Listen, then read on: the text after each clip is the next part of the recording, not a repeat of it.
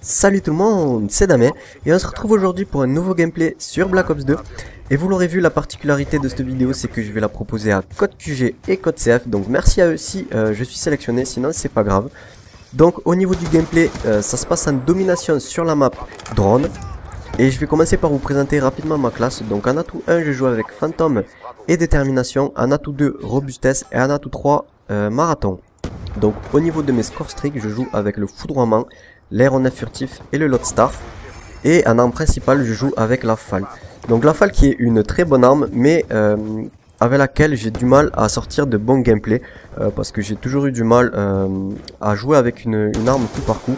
Et c'est vrai que dans tout Call of, ça a toujours été un challenge de faire de gros scores avec la FAL. C'est pour ça que je l'avais un petit peu délaissé. C'est vrai que tout le monde le sait, les duels s'avèrent souvent assez difficiles quand on a un fusil d'assaut face à une mitraillette, et c'est d'autant plus vrai avec la FAL qui est au coup par coup, donc avec une cadence de tir peu élevée, jusqu'à que je débloque le sélecteur de tir.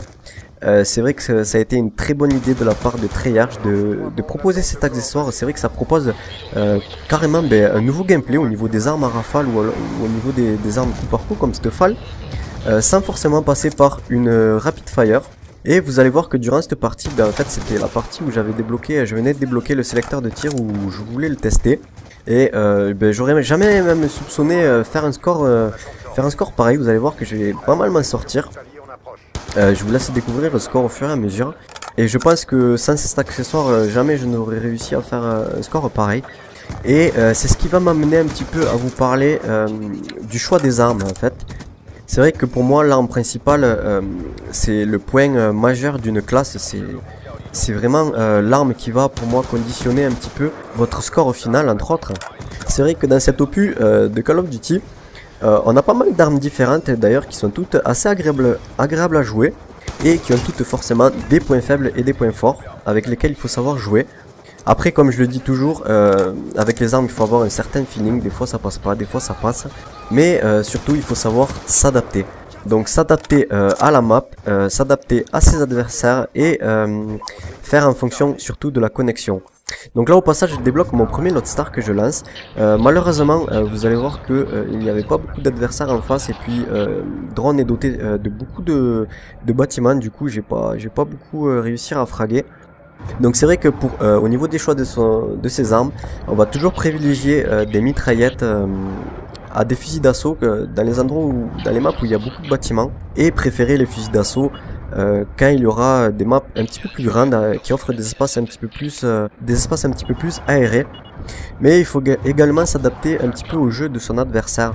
C'est vrai que jouer contre 8 adversaires qui jouent tous à la mitraillette, c'est sûr que si on est avec notre fusil d'assaut, on va avoir un petit peu plus de mal à gérer tout ça. Moi personnellement, j'ai toujours privilégié les fusils d'assaut sur n'importe quel Call of Duty. C'est vrai que j'adore jouer au fusil d'assaut, mais sur ce Call of Duty, pour l'instant l'arme avec laquelle la plus jouée c'est une mitraillette.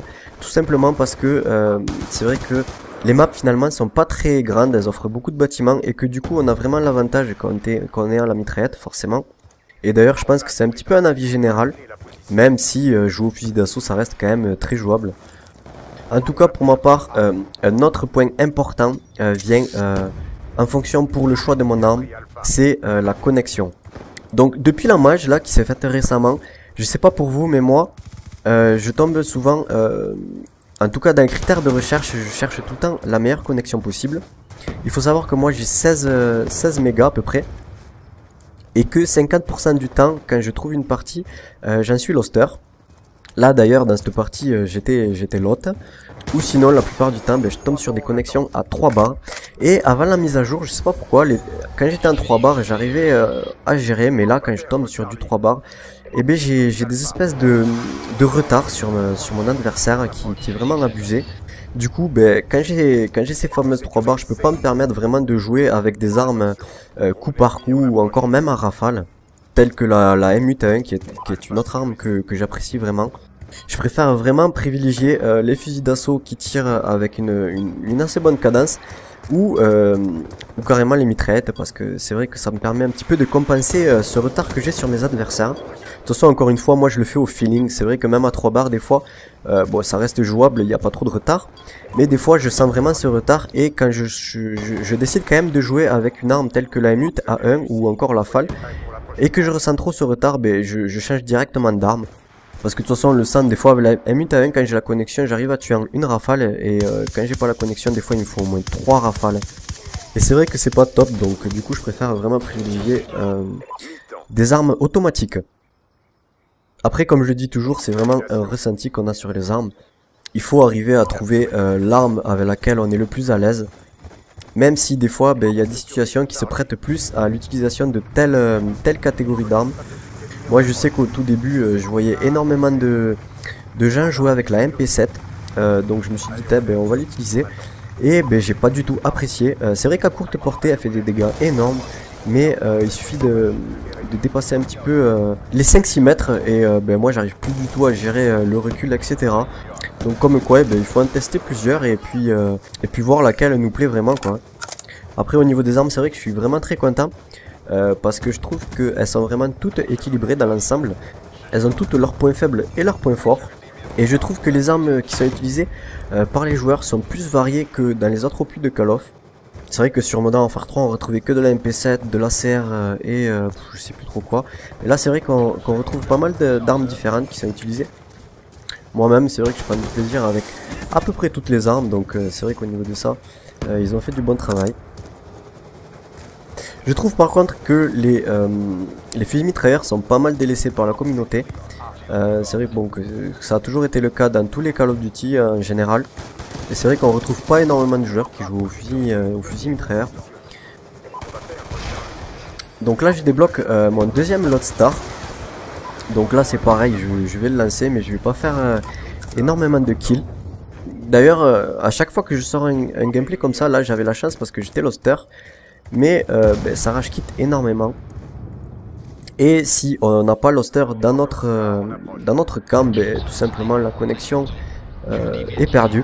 Parce que souvent ils font soit une interface, soit ils se déconnectent, donc ça plante le jeu tout simplement. Et ça je trouve que malgré la mise en probation qui est à la base une bonne idée de Treyarch, ben, elle n'est pas bien appliquée parce que il y a encore plus de rage kit que tout sur les autres Call of réunis. Donc ça c'est un truc que je comprends pas, quoi. Là je sais pas à combien je suis de kills, mais je sais que je suis pas encore mort. Donc c'est vrai que si j'avais eu plus de chance, j'aurais pu faire encore plus de kills parce que c'est vrai qu'il y a pas mal de bâtiments encore une fois et que j'ai pas, mes scores secs ne m'ont pas trop servi. C'est vrai que sur certaines maps telles que carrière ou quoi, on peut voir d'énormes ravages avec ces scores streaks. Donc si je suis upload sur la chaîne Code QG ou Code CF, je vais quand même présenter un petit peu ma chaîne. Donc tout d'abord moi c'est Damien, j'ai 22 ans et ça fait pas très longtemps que j'ai débuté sur YouTube. Donc ce que je propose c'est surtout du Call of Duty, mais j'essaie d'être assez diversifié. Je fais quand même pas mal de vidéos sur des jeux du moment qui sortent. Là notamment je fais du Far Cry 3, je fais également du Dishonored, etc. Après je fais également des let's play, mais c'est vrai que elle reste quand même centrée sur du Call of. Donc là vous voyez que dans la partie je suis quand même assez prudent. Je suis vers leur spawn là, mais j'y reste jamais très longtemps pour éviter de me faire spotted et mourir bêtement. En plus je dois vous avouer que durant la partie j'étais pas encore mort là et je me disais ça serait bien quand même d'essayer de finir sans mourir tout simplement. Donc c'est quand on se donne ce genre de petits défis que là le stress il commence à monter finalement. Donc là je redébloque mon foudroiement que je vais tout de suite envoyer. Et vous pouvez voir, nous sommes déjà à 196 points.